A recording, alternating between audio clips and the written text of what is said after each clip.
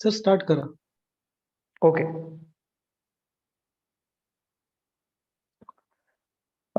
Good morning, everyone.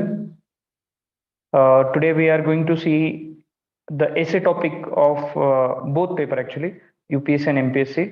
ठीक आहे, तर बायलिंग्वल असेल सेशन, ज्याच्यामध्ये आपण मराठी इंग्लिश दोघींमध्ये डिस्कशन करूया.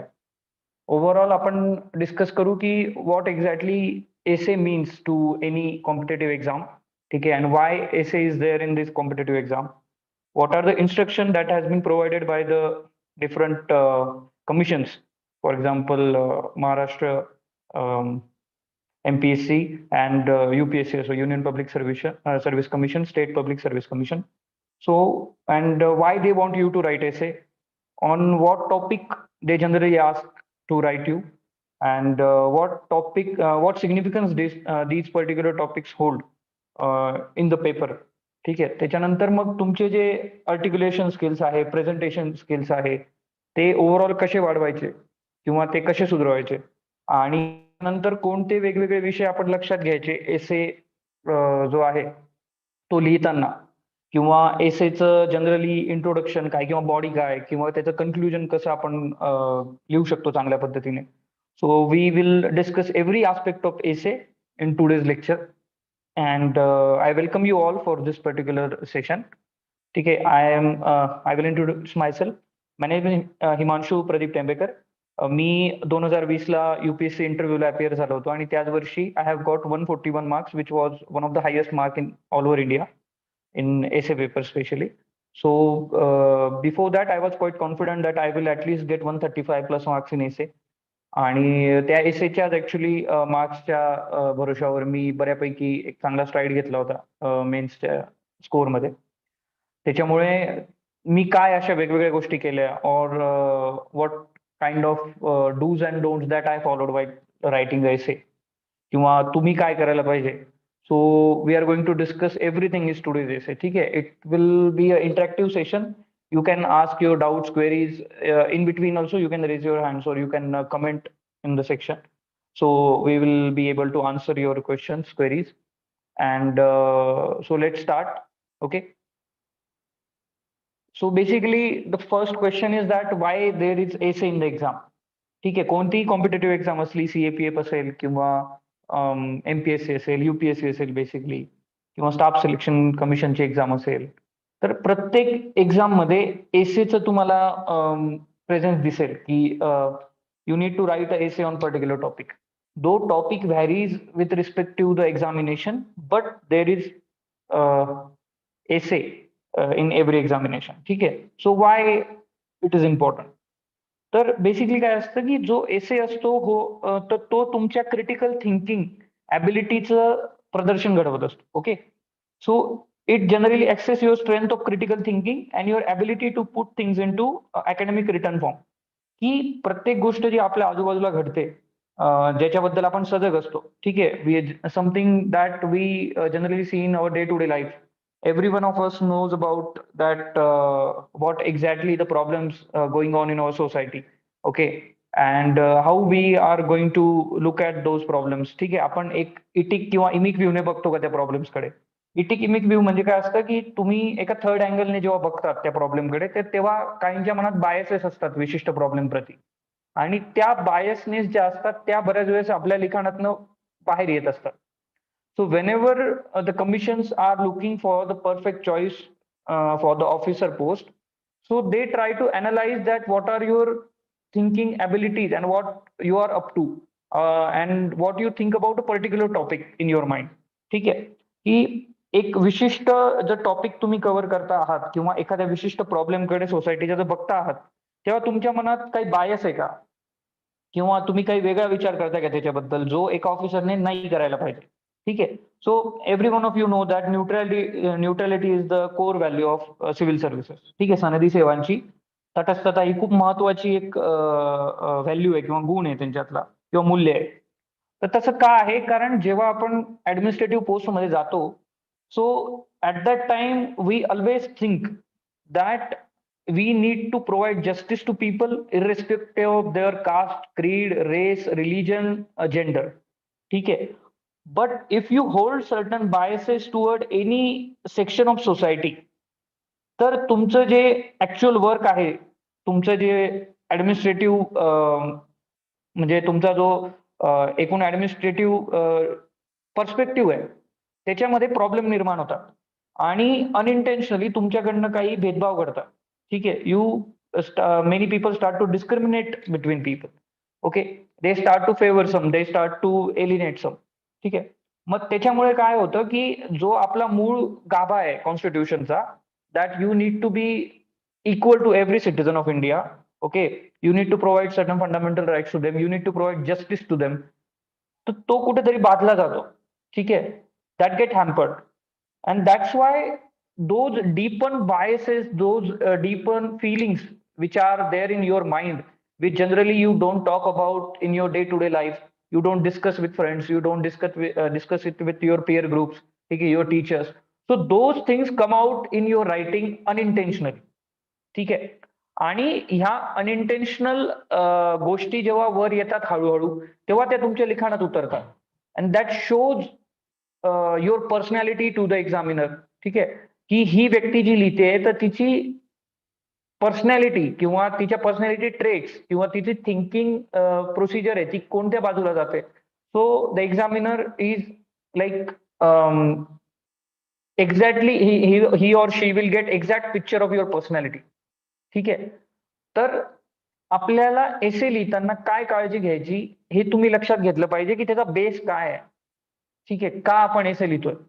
तर जेव्हा तुम्ही एक नजर माराल की what are the subjects that has been provided by different commission or which has been asked earlier in the essay paper. So you will realize that most of them are related to social problems. ठीक आहे. की specifically जर तुम्ही state सर्व्हिसचे paper घेतले तर ते they are quite static in nature.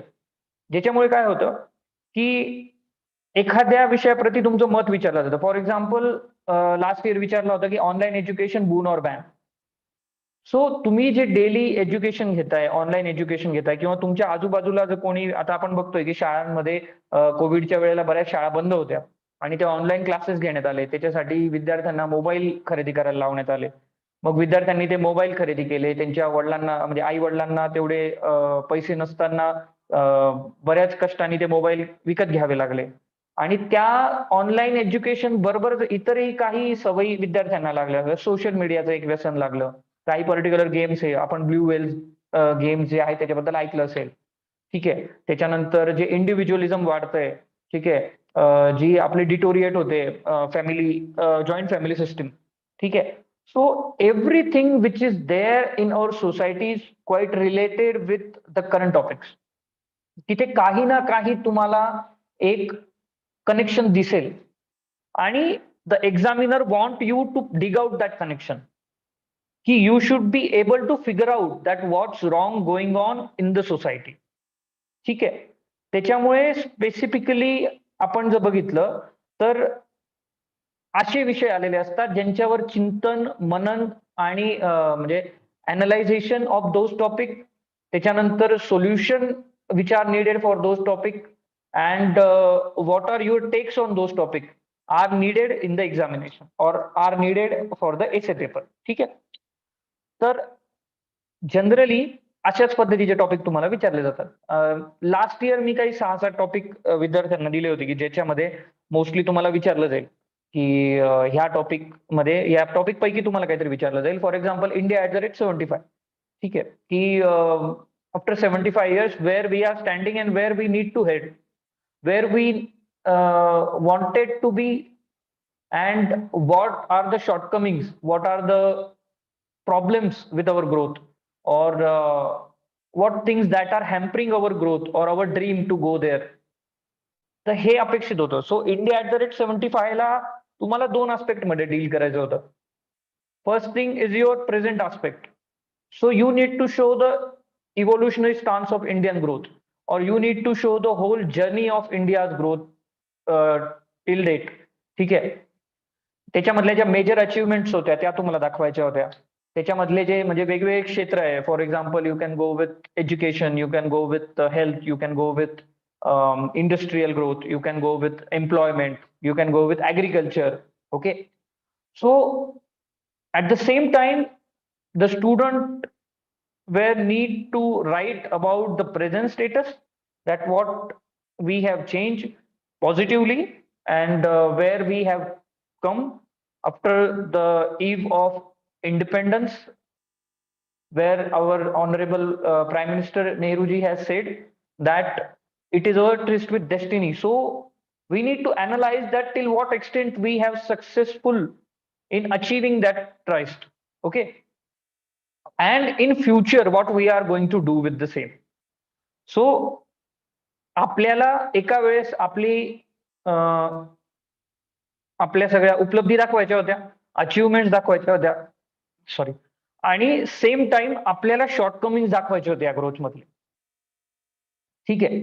So you know that though we have achieved the growth, still we are not able to cater the problem of inequality. 73% of our wealth, or the national wealth, is concentrated in only 1% of the population. So that shows the extent of inequality present in the society. At the same time, still we are lacking in the education field. Though we are somewhere around 80% literacy rate, but if we go for the higher education, we know that the enrollment rate has been abysmally low, and even after the pandemic it has came down drastically. But this has happened with variation among the section of societies. Those section which are having some good social capital, for example the upper class, or some other wealthy groups, they have successfully fought the pandemic era. But those people who are quite vulnerable in the ladder of social system, for example OBCs, SCs, STs, and PWD, okay, Divyang, what we can say, and old age people specifically, so they are very vulnerable to these situations, and they have faced literally a big hurdles, or big problems in these days which we have faced in the corona time. So you need to put those things in mind, that whenever there will be a natural calamity, whenever there will be some disadvantageous position, so that positions, those calamity will hamper the poorer first. Okay. And that's where the problem lies with our growth. की आपला जो विकास झालाय हा concentrated आहे, आपल्याकडे imbalance आहे. कसा imbalance आहे, तर समाजातला इम्बॅलन्स आहे, समाजातल्या एका विशिष्ट थरावर हे सगळं गेलंय. दुसरा इम्बॅलन्स तो आपला आहे तो तुमचा एकूण रिजनल इम्बॅलन्स आहे. ठीक आहे. की जसं महाराष्ट्राच्या बाबतीत म्हटलं तर कोस्टल जर आपण लक्षात घेतलं तर त्याच्यात मुंबई आपण म्हणतो की इथे कॉन्सन्ट्रेट झालंय बऱ्यापैकी. त्याच्यावर आपण गेलं तर म्हणू आपण की वेस्टर्न महाराष्ट्रामध्ये विकास कॉन्सन्ट्रेट झालाय, किंवा शेतीचा उद्योग, शेती विकास हा झालाय. पण मराठवाडा झालं किंवा विदर्भ झालं, ह्या भागात अजून हा पेनिट्रेट झालेला नाहीये. Same time if we go by macro picture, we can see that there are some states which are there and those are not developed as other state. ठीक आहे. याला काही जॉग्राफिकल रिझन असतील, but along with that there are some other reasons also. Economic reasons are there, social reasons are there. Okay. Bureaucratic failure we can say. So these things should be there in your essay ki problem ithe ahe. Then you can mention about food security problem, or what we can say is that though we have a scheme called as national food security scheme, but still there are some exclusion and inclusion error. Okay. ज्यांनी असलं पाहिजे त्याच्यामध्ये ते नाहीये, आणि ज्यांनी नसलं पाहिजे ते आहेत. अशा काही चुका आहे, टेक्निकल एरर्स आहेत. जसं आपण आता म्हणतोय की डिजिटल एरामध्ये आपण आहोत, so we are digitalising each and every service or each and every system, but still there is lack of digital literacy among the masses. We are saying that we have been successfully carried out 42 crore Jan Dhan accounts. Okay. we have opened 42 crore Jandan account, but along with that, only 60% of them are operational. Okay, credit flow is low among the population. Same time, if you go by per head capita income, per capita income, so you will see that only some state have highest per capita income than the national level. But other corners of nation are performing very low in these sections. Okay. Same time, you can go with water scarcity. Okay. So these things you need to mention in your essay, that though we have succeeded on educational front, though we have came forward on science and technology, आपलं इस्रो खूप चांगलं काम करतंय. ठीक आहे. त्याच्यानंतर वेगवेगळ्या क्षेत्रामध्ये आपले सायंटिस्ट खूप चांगलं काम करताय, नवीन नवीन शोध लागताय. त्याच्यानंतर even you can mention startup. ठीक आहे, की स्टार्टअप मध्ये आपण कशी स्ट्राईड घेतली. Unicorn, now we have somewhere around 82 unicorn. ठीक आहे. युनिकॉर्न म्हणजे काय तुम्हाला माहित असेल की स्टार्टअप मधली ही टर्म आहे. ठीक आहे. तर ते युनिकॉर्न आपल्याकडे 82च्या आसपास झाले आहे. त्याच्यानंतर असं सगळं होत असताना, but still there are ample of problem which has been faced by Indian society and they are not going to get addressed. ठीक आहे. जर आपण अशाच सोशल म्हणजे कॅपिटल मेंटॅलिटीने विचार केला तर, कॅपिटलिस्ट मेंटॅलिटी. सो हे सगळं तुम्हाला लिहायचंय की झालं काय आहे, त्याच्यात चांगलं झालंय, पण असं होताना काही लकुनाज आहे आपल्या प्रोसेसमध्ये. मग त्या लकुनाजला तुम्ही काउंट करायचंय. अनएम्प्लॉयमेंट रेट तुम्ही बघितला, इट इज अबोव 7%. ठीक आहे. त्याच्यानंतर बिलो पॉवर्टी लाईन पॉप्युलेशन बघितली तरी रंगराजन कमिटीनुसार इट इज अराउंड 30%. ठीक आहे.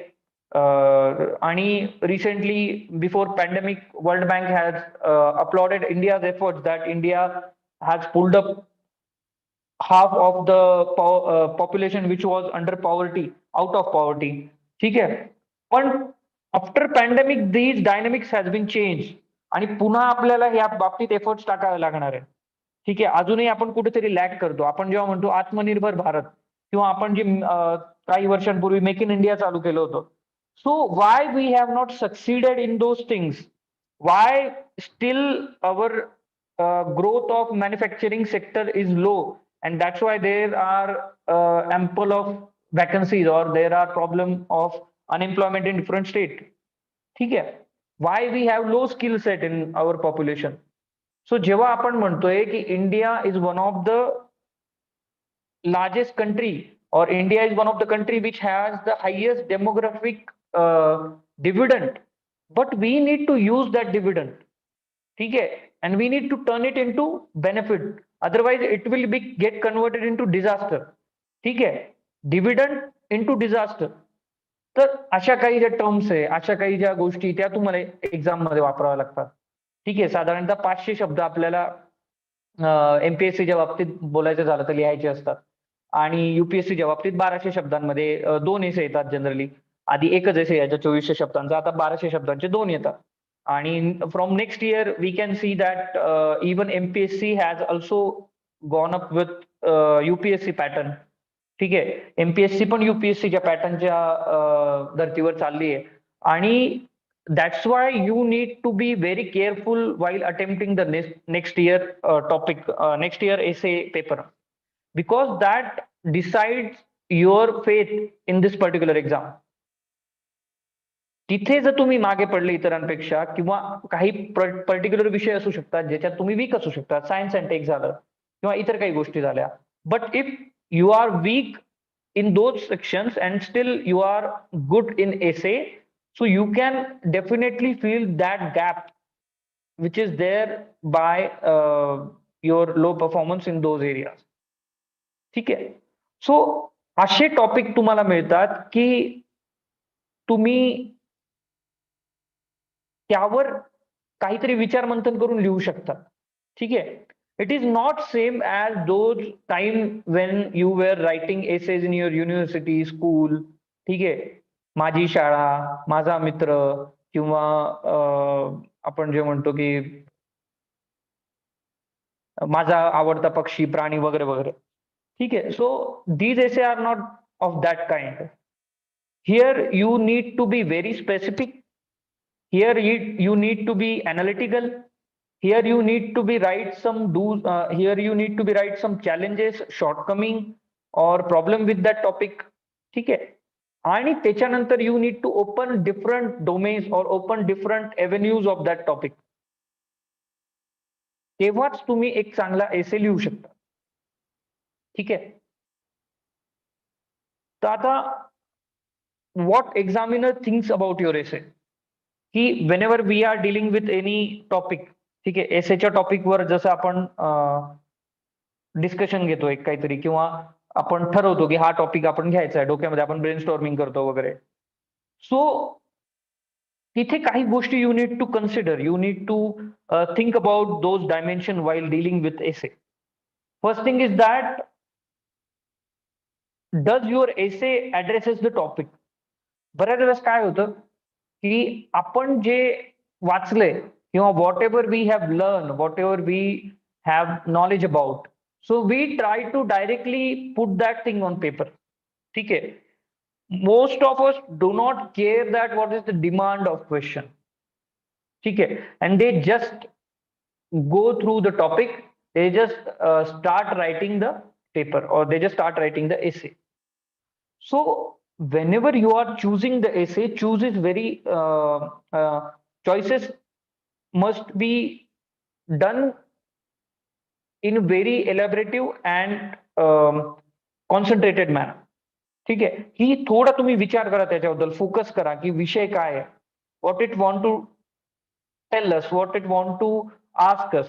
ठीक आहे. त्याला आपल्याकडनं काय काढून घ्यायचंय त्या टॉपिकला, याच्यावर थोडं विचार करून मग त्याच्यानंतर एसे लिहायला चालू करा, rather than just starting your essay because you have very less time.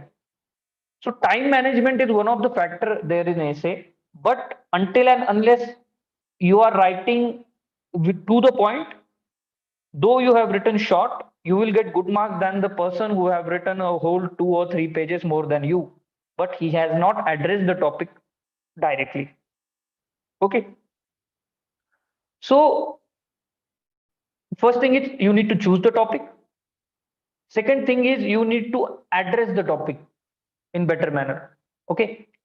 And next thing is that, does your topic or your points, तुमचे जे काही विशिष्ट मुद्दे, तर ते त्या विशिष्ट एसेला न्याय देत आहे का, किंवा आर दे सपोर्टिंग दॅट एसे.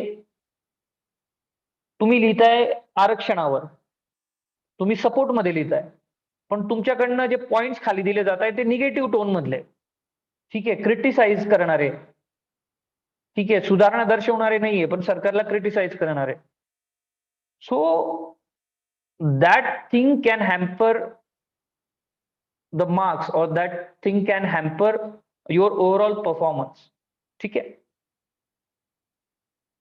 त्यामुळे जे आपण एसे लिहितोय त्याच्यानंतर आपण पॉइंट कसे देतोय किंवा एक्सप्लेन कसं करतोय, त्याला आपण आधार कसा देतोय, की जर एखादा मुद्दा मी मांडला की भारतामध्ये साधारणतः 2 कोटी जे लहान मुलं आहे ते एका वेळेला उपाशीपोटी झोपतात. So we need to give some evidence for that. I need to give some data. हे कोणी म्हटलंय, तर हे WHO म्हणतोय किंवा वर्ल्ड बँक म्हणतोय किंवा युनेस्को म्हणतोय, असं काहीतरी असेल तर you need to support that argument.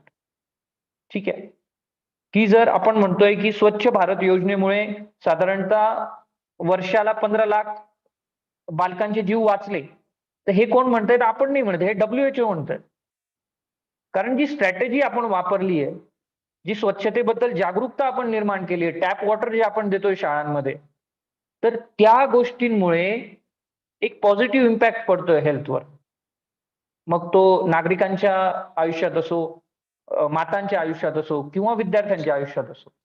ठीक आहे. नेक्स्ट थिंग इज, आपण जे प्रेझेंट केलंय त्यातले फॅक्ट आणि डाटा अप्रोप्रिएट आहे का किंवा ट्रू आहे का. बऱ्याच विद्यार्थ्यांना मी बघितलंय की they try to bluff examiner. Do not do that.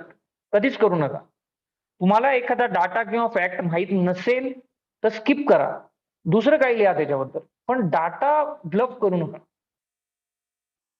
की साधारणतः शहरीकरणावर जे एसे असेल तर त्याच्यामध्ये आपण लिहितो की कोणी लिहिलं की बाबा 60% जे नागरिक आहे हे भारताच्या शहरांमध्ये असतात. ते योग्य आहे का? नाही, ते चूक आहे. ठीक आहे, 68% साधारणतः जी पॉप्युलेशन आहे आपली रुरल एरियामध्ये राहते. 32% फक्त आपली पॉप्युलेशन अर्बन एरियामध्ये राहते. तर ह्या अशा ज्या फॅक्ट्स आहे, ज्या समोरच्या एक्झामिनरला माहीत असतील, he is quite aware about it. So we need to be very specific while mentioning the facts, data, figures, graph. ठीक आहे. बरेच जण विचारतात की सर ग्राफ काढायचा का किंवा काही डाटा द्यायचा का, माहिती द्यायची का? So yes, you can definitely go through it, you can give it. ठीक आहे. तुम्ही जे फॅक्ट्स, फिगर्स आहेत, डाटा आहेत, तो देऊ शकतात तिथे, पण त्याचा अतिरेक करू नका. कारण एसे म्हणजे काय, तुमचा स्टॅटिस्टिकल पेपर नाहीये किंवा एखादा रिसर्च पेपर नाही की ज्याच्यामध्ये तुम्ही जर तुम्हाला हेल्थवर विचारलं तर तुम्ही प्रत्येक वेळेस वेगवेगळ्या शहरांची बेडची संख्या दिली, डॉक्टरांचं प्रमाण दिलं दर हजारामागे, maternal mortality rate, child mortality rate, infant mortality rate दिला, त्याच्यानंतर मग काही विशिष्ट टर्शरी, प्रायमरी वगैरे यांचे जे हेल्थ सिस्टीम आहे तर त्यांचे स्पेसिफिक प्रॉब्लेम सांगितले. ठीक आहे, स्पेसिफिकली तुम्ही एखाद्या गोष्टीबद्दल होता, एवढ्या गोष्टींची गरज नाहीये. You need to be provide a macro perspective, आणि हा मॅक्रो पर्स्पेक्टिव्हच तुम्हाला हेल्प करेल तुमचं ओव्हरऑल अंडरस्टँडिंग समजवायला एक्झामिनरला. ठीक आहे, डाटा, फॅक्ट ह्या गोष्टी डेफिनेटली असल्या पाहिजे एसे मध्ये, बट त्या अशा प्रमाणात असल्या पाहिजे की त्यांचा अतिरेक नको. ह्या डाटा, फॅक्ट जे ह्या गोष्टी ना, ह्या एका मिठाचं काम करतात की त्यांचं अस्तित्व पाहिजेच एखाद्या एसेला फ्लेवर येण्यासाठी. पण जर ते नसेल तर ते बेचव होतात, ती राईट गोष्ट आहे. पण खूप प्रमाणात झाले तरी ते कन्झ्युम करता येत नाही आपल्याला. त्यामुळे हा न्यूनगंड मनातून काढून टाका की मला फॅक्ट पार्ट नाही होत, डाटा पार्ट नाही होत, तर मी एसे कसा लिहू वगैरे वगैरे. You can definitely right a good essay on anything without facts and data, basic तरी जर तुम्हाला येत नसेल तरी. कारण now if you go by some subject which has been asked by UPSC in previous 2-3 years, so you will acknowledge or you will be able to observe की आता थोडा ट्रेंड जो आहे तो फिलॉसॉफिकल एसे कडे वळतोय. ठीक आहे, आपण फिलॉसॉफिकल एसे बद्दल पण थोडंसं डिस्कस करूया आज. पण MPSC मध्ये जसं विचारतात की ऑनलाईन एज्युकेशन बाबत जसं विचारलं, इंडिया ॲक्ट 75 जसं विचारलं, किंवा शेतकऱ्यांच्या आत्महत्यांबाबत जसं विचारलं, असे काही एकदम पर्टिक्युलर टॉपिक असतील तसं युपीएससी विचारत नाही आता. युपीएससी विचारतं तुम्हाला फिलॉसॉफिकल गोष्टी, ज्याच्यामध्ये तुम्हाला डोकं लावून इतर गोष्टी त्यांना कनेक्ट करायच्या. जरी त्या तुमच्या जीएस मध्ये असल्या 1, 2, 3, 4, फिलॉसॉफिकल एसेचा अर्थ असा नाही की तुम्ही फिलॉसॉफी लिहिली पाहिजे, तुम्ही शेक्सपियर आणला पाहिजे, तुम्ही रुसो आणला पाहिजे, किंवा तुम्ही अजून जे वेगवेगळे मोठे मोठे लेखक आहेत त्यांचं इन्क्लुजन केलं पाहिजे, असं काहीच नाहीये. फिलॉसॉफिकल एसे मध्ये सुद्धा तुम्ही नॉर्मल पद्धतीने लिहू शकतात, आपण ते पुढे डिस्कस करूया. पण सांगण्याचा हेतू हाच आहे की त्याच्यामध्ये सुद्धा तुम्हाला ज्या करंट घटना घडताय किंवा ज्या काही करंट अफेअर्स आहे त्या तुम्हाला कोरिलेट करता येतात फिलॉसॉफीशी. ठीक आहे. फॉर एक्झाम्पल एक जो विषय आला होता मागच्या वर्षी तो होता की the hand that rock the cradle can rule the world, जिच्या हाती पाळण्याची दोरी ती जगते उद्धारी. याचा अर्थ काही लोकांनी संकुचित घेतला, काही लोकांनी याला महिलांप्रती असेल असं धरलं आणि त्यांनी महिलांपासून सुरुवात केली आणि महिलांवरच एंड केला. काही लोकांनी म्हणजे त्यांनी काय केलं की जो हात आहे त्या हातावर फोकस केला, तो हात कोणाचा आहे, तर तो हात बाबा महिलेचा आहे. आणि मग त्याच्यानंतर त्यांनी एक्सप्लेन करायला चालू केलं की पॉलिटिकल एरेनामध्ये या महिला आहे, स्पोर्ट्समध्ये या आहे, इकॉनॉमिक रेलेममध्ये या आहेत, ह्या पॉलिटिक्समध्ये हे असं आहे, हे तसं आहे. पण याच्यात ते विसरले की त्यांनी दुसऱ्या गोष्टींवरही भर द्यायला हवा. फॉर एक्झाम्पल की जिच्या हाती पाळण्याची दोरी, तर पाळणा हा जो शब्द आहे किंवा क्रॅडल, तो क्रॅडल कोणताही असू शकतो. Cradle can be technological cradle, cradle can be in the field of philosophy, cradle can be in the field of political system. ठीक आहे, cradle can be in the field of some social evolution, की जे अमुक अमुक क्षेत्रात पहिले अग्रगणी आहेत. ठीक आहे, those who are front runner in those section, they dominate the future of that section. Okay, for example की आयटी इंडस्ट्रीमध्ये आपण बघितलं की सिलिकॉन व्हॅली, ठीक आहे, फॉर एक्झाम्पल सिलिकॉन व्हॅली आहे, तर सिलिकॉन व्हॅलीमध्ये जर तुम्ही बघितलं तर तुम्हाला लक्षात येईल की अमेरिकेने तिथे प्रगती केली आहे. ठीक आहे, अमेरिकेने सर्वात पहिले सुरुवात केली आणि त्याच्यामुळे काय झालं की जे पण एकूण लोक आहेत किंवा जे पण एकूण ब्रिलियंट माइंड्स आहेत, तर ते सगळे अमेरिकेला गेले. ठीक आहे. मग आज जो सगळा रेव्हेन्यू जातोय, मोठ्या मोठ्या कंपन्या आहेत ज्या कमवत आहेत, टॅक्स त्यांना देत आहेत, त्या कुठे आहे? भारतात आहे का? त्यांचे जे हेड ऑफिस आहे ते नाही. त्यांचे हेड ऑफिस आहेत अमेरिकेमध्ये. ठीक आहे. आणि ह्या एसेचा तो सुद्धा एक अँगल होता, की साधारणतः तुम्ही जेव्हा विचार करता क्रॅडलचा, तर तो क्रॅडलचा विचार तुम्ही इतरही बाबतीत केला पाहिजे, की क्रॅडल कोणतं आहे रादर दॅन हात कोणाचा आहे. आणि जसं फॉर एक्झाम्पल की भारत हा सध्या स्टार्टअपच्या बाबतीत आपण पुढे आहे. ठीक आहे.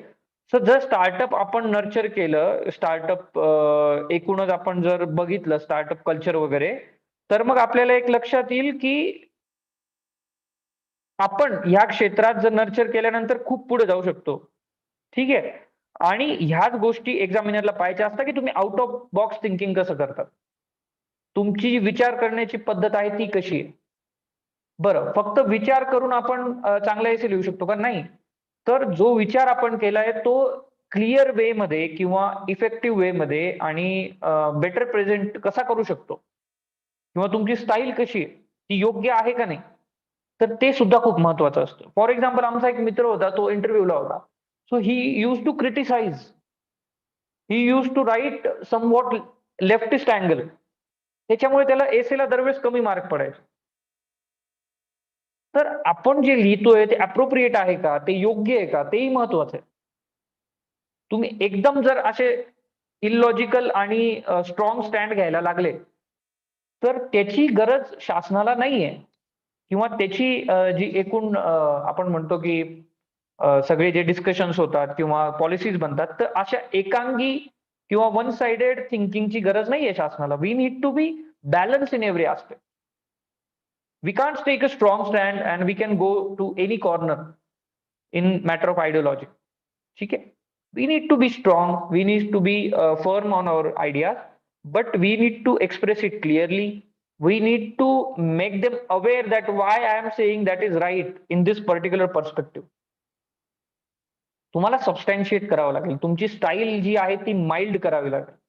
असं नाही की जर भ्रष्टाचाराबद्दल आलंय तर तुम्ही लिहिताय की सगळीच जी ब्युरोक्रेसी भ्रष्ट आहे आणि तिला पूर्ण काढून टाका.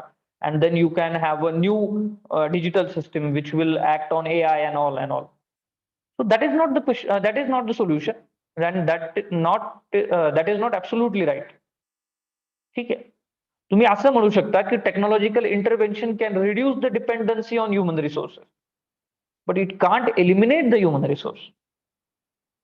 So you need to be very appropriate while articulating the points. ठीक आहे. चांगल्या पद्धतीने मांडणे ही खूप महत्वाची गोष्ट आहे. मग जो एसे आपण मांडतो तो आपण ऑर्गनाइज केलाय का व्यवस्थित? की टप्प्याटप्प्याने जसं आपण फेस करतो एसेला की इंट्रोडक्शन असेल, बॉडी अशी आहे, कन्क्लुजन असं आहे. तर हे आपण व्यवस्थित लिहितोय का? बऱ्याच वेळेस काय होतं की मुलं काय करतात की इंट्रोडक्शन छान करतात आणि त्याच्यानंतर अचानक ते निगेटिव्ह आस्पेक्ट कव्हर करतात. मग पुन्हा ते पॉझिटिव्ह आस्पेक्टवर येतात. पुन्हा कुठेतरी कन्क्लूड करतात. ठीक आहे. आणि मग एंड करतात. तर ह्या गोष्टी टाळा. Your essay should be like a river or like what we can say spring. झऱ्यासारखं असलं पाहिजे. की वरपासून खालपर्यंत तुम्हाला निहाळायची संधी मिळाली पाहिजे जो एक्झामिनर वाचतोय त्याला. He should stick to your essay. त्याला बाकीचे काहीच विचार यायला नको, इतकं इंटरेस्टिंग एसे तुम्हाला लिहायचं आहे सोप्या भाषेत. असं काही नाही की खूप अलंकृत भाषा वापरा. ठीक आहे. किंवा खूप जास्त तुम्ही फ्लोरी लँग्वेज वापरा. मराठीमध्ये आपण बरेच जण खूप जास्त स्टँडर्ड लँग्वेज वापरायला जातात. ठीक आहे. जे आपण म्हणतो की खूप अतिशुद्ध मराठी वगैरे, ते अपेक्षित नाहीये. अपेक्षित आहे की जो दिलेला टॉपिक आहे तो किती सुलभ शब्दात और how lucidly you can present, how lucidly you can tell people that this is the problem, this is the solution. Okay. So the organized essay should be produced, and that is only possible if you are practicing essays on regular basis. मी असं नाही म्हणत 50-60 एसे लिहा, पण 10-12 एसे लिहून निदान तुमचं skill तुम्ही पॉलिश केलं पाहिजे, हे तर पक्क आहे. ठीक आहे. आणि त्याच्यानंतर मग तुम्हाला या गोष्टी पुढे नेत जातील. हळूहळू हे सगळं शिकाल. ठीक आहे. हे काय म्हणजे एकूण तुमचं काय म्हणतो आपण त्याला, जादू नाहीये. जादूची कांडी फिरवल्यासारखं यू कांट मेक लाईक की आज आपण एसे बद्दल वाचलं किंवा आज आपण एखादी पीडीएफ वाचली, आज आपण लेक्चर ऐकलं आणि उद्यापासून तुम्ही एकदम छान एसे प्रोड्यूस करायला लागल. तसं नाहीये. A good essay writer comes from evolution. ठीक आहे. आणि इव्हॉल्युशन हळूहळू होतं. ते काय अचानक होत नाही. ठीक आहे. तर you need to be very careful and you need to be very discipline while writing the essay or while practicing the essay.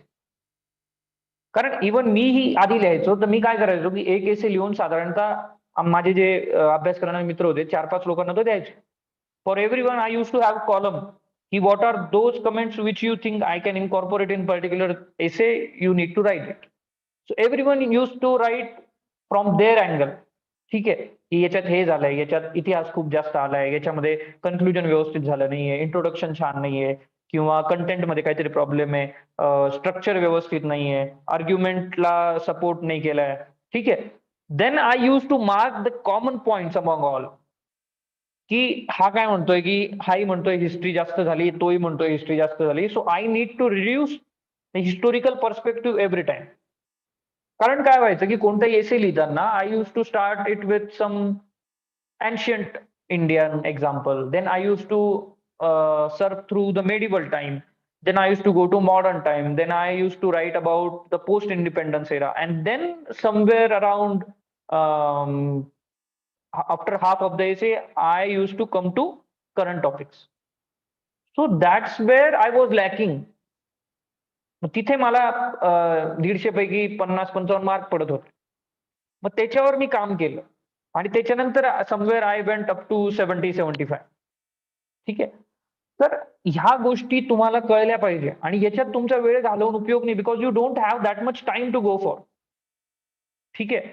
तुम्हाला काही त्याच्यातला टाइम तुमच्याकडे नाहीये इतका की you will go through it और you will ask everyone about inputs and all. Though काही पोरं आता विचार करताय की एमपीएससी ला कमी मार्क आहे, तर आपण एवढा वेळ दिला पाहिजे का 25 मार्कच्या एसे साठी.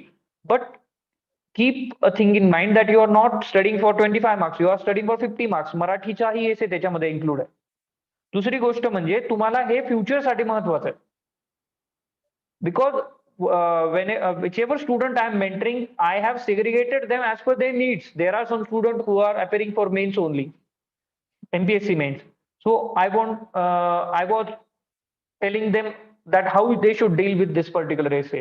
त्यांची पद्धत वेगळी असेल. There are some student who has asked me की मला पुढच्या अटेम्प्ट साठी तयारी करायची आहे एमपीएससीच्या, जिथे 1200 शब्दांचा एसे असेल. So I have made a plan for them only. ठीक आहे. सम युपीएससी गाईज आर देअर. ठीक आहे. जे म्हणताय की फिलॉसॉफिकल एसे मध्ये आम्हाला प्रॉब्लेम येत आहे, मग I have given them some topics. ठीक आहे. किंवा I have given them a plan that how they should move on. So ह्या गोष्टी तुमच्या स्वतःच्या डिस्कशनवर आहे किंवा तुमच्या स्वतःच्या डिस्क्रिप्शनवर आहे. तुम्हाला काय हवंय, व्हॉट आर यू टार्गेटिंग. तुम्ही जर मोठ्या गोष्टी टार्गेट करायला गेले तर तुमची स्वतःची स्ट्रॅटेजी वेगळी असायला पाहिजे. तुम्ही जर शॉर्ट टर्म टार्गेट करताय तर तुमची स्ट्रॅटेजी वेगळी असायला पाहिजे एसेच्या बाबतीत. ठीक आहे. पण जेव्हा तुम्ही एखादा लॉंग टर्म विचार करतात की एखाद्या टॉपिकवर जर तुम्हाला 1000-1200 शब्द लिहायचे, तर बऱ्याच वेळेस 500 शब्दात तुम्हाला आरामात लिहिता येतं. मे बी तुम्हाला थोडं स्ट्रगल होईल इनिशियल टाइमला, कारण खूप कंटेंट आहे. But still you will be able to plan it accordingly. ठीक आहे. असं काही होणार नाही की हे राहिलं किंवा ते राहिलं. तुमच्या डोक्यात कंटेंट असेल तो तुम्ही डिस्कशन जे ब्रेन स्टॉर्मिंग करून एका कागदावर एक साधारणतः त्याचा आराखडा बनवला. ठीक आहे. पॉइंट्स जॉट डाऊन केले आणि त्या जॉट डाऊन केलेल्या पॉइंट्स मधून मग तुम्ही एक एक पॅरा बनवला, त्याचं बॉडी बनवली, कन्क्लुजन बनवलं, ब्ला ब्ला ब्ला, आणि मग एंड केला. ठीक आहे. So you need to be very clear while writing the essay. 2-3 गोष्टी बिलकुल डोक्यातनं काढून टाकायची. खूप जास्त नॉलेज लागतंय, खूप जास्त लँग्वेज स्किल्स लागत आहेत वगैरे वगैरे. सिम्पल लँग्वेज मध्ये लिहायचे असतात एसे. की जर एखादा थर्ड पर्सन आहे ज्याचा MPSC किंवा UPSC किंवा कॉम्पिटेटिव्ह एक्झामशी काही संबंध नाही, he is a general reader, आणि इफ ही और she has your essay in hand, so they should be able to understand the whole topic, they should understand your arguments. इतक्या सोप्या भाषेत आपल्याला लुसिड लँग्वेज मध्ये किंवा सिम्पल लँग्वेज मध्ये लिहायचं आहे. And that's what essay is. Essay मधून तुमचं एकूण तुमचं जी पर्सनॅलिटी असते ती क्लिअर कट दिसते समोरच्याला. ठीक आहे, आणि त्या पद्धतीने आपण एसे लिहितो. आता जे एसेचं स्ट्रक्चर असतं, तर बऱ्याच वेळेस सगळ्या विद्यार्थ्यांना माहिती की ओव्हरऑल स्ट्रक्चर काय आहे एसेचं. ठीक आहे, थोडक्यात की एक आहे की बाबा इंट्रोडक्शन आहे. ठीक आहे, की कोणताही एसे सुरू करावा लागतो आधी. ठीक आहे, you can't just start the topic once you are writing essay. ठीक आहे, की सरळ तुम्ही टॉपिक नाही लिहू शकत, तुम्हाला त्या टॉपिक पर्यंत व्यक्तीला घेऊन जावं लागतं. ठीक आहे, आणि त्यानंतर मग ती व्यक्ती हळूहळू त्या टॉपिक बद्दल उलगडत असते वेगवेगळ्या गोष्टी. मग इंट्रोडक्शन कसं करायचं, कोणत्या कोणत्या पद्धतीचे इंट्रोडक्शन. एकच गोष्ट नाहीये इंट्रोडक्शन मध्ये की गोष्टी सांगायच्या, वेगवेगळ्या पद्धतीचं इंट्रोडक्शन आहे. ठीक आहे, फॉर एक्झाम्पल तुमचं ओव्हरऑल गोष्टीच्या स्वरूपातलं एक इंट्रोडक्शन आहे. त्याच्यानंतर दुसरं म्हणजे तुमचं कोटच्या स्वरूपातलं एक इंट्रोडक्शन आहे. त्याच्यानंतर तुमचं कन्व्हर्सेशनच्या स्वरूपातलं एक इंट्रोडक्शन आहे. त्याच्यानंतर अनेक्डोटच्या स्वरूपातलं आहे. त्याच्यानंतर काही करंट स्टोरी ज्या करंट इव्हेंट्स ज्या चालल्या आहेत त्याला धरून तुम्ही इंट्रोडक्शन करू शकता.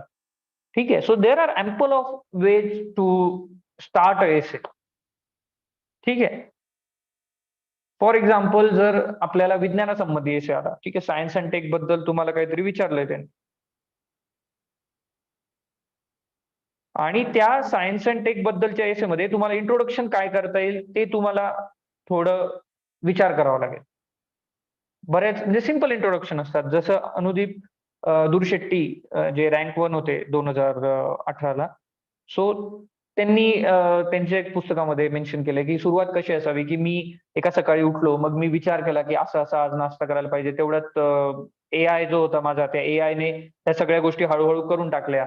मी विचार केला आणि पाणी गरम झालं. मग त्या गरम पाण्यात अंघोळ केल्यानंतर लगेच माझ्या समोर नाश्ता आला रोबोटने तयार केलेला. ठीक आहे, मग त्याच्यानंतर टेम्परेचर आपोआप ऍडजस्ट होतंय.